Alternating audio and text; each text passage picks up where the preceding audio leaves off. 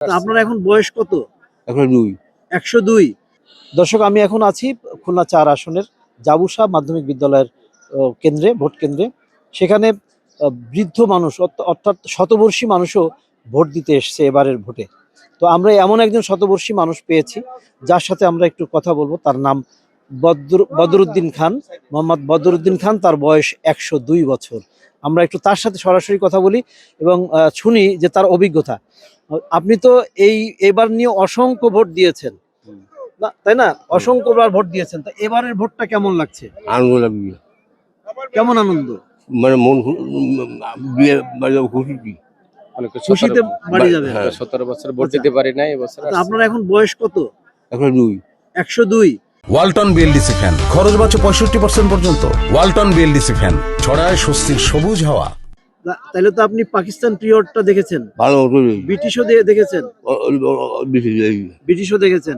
তাহলে তো পাকিস্তান দেখেছেন, ব্রিটিশ দেখেছেন, তারপরে এই সব সরকারগুলো দেখেছেন, গণতন্ত্র আন্দোলনও দেখেছেন। তো এইবারের ভোটটায় কি পার্থক্য মনে হচ্ছে? এবারে খারাপ লোক আউট, খারাপ লোক সব আউট। আউট। আচ্ছা, তরুণরা যে আন্দোলন করবে, তো তরুণরা যে পরিবর্তন চাচ্ছে, সেটা কি মনে হয় আপনার এবার হবে? হবে হবে।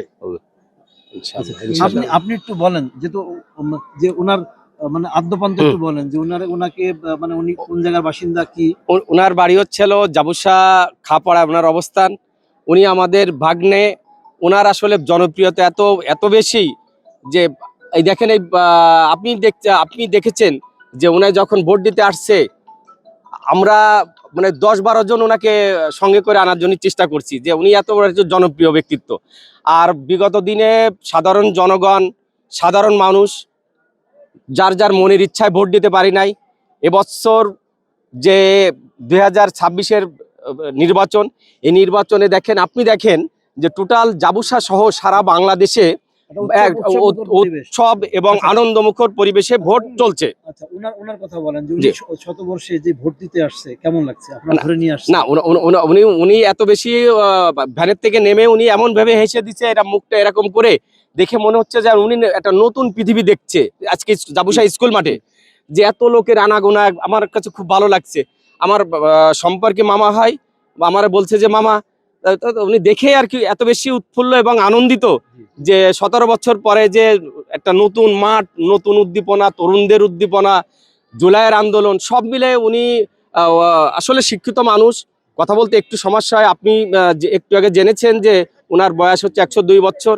বয়স হয়ে গেলে কথা তো একটু এলোমেলো হয়ে যায়। উনি ইংলিশও কথা বলতে পারে।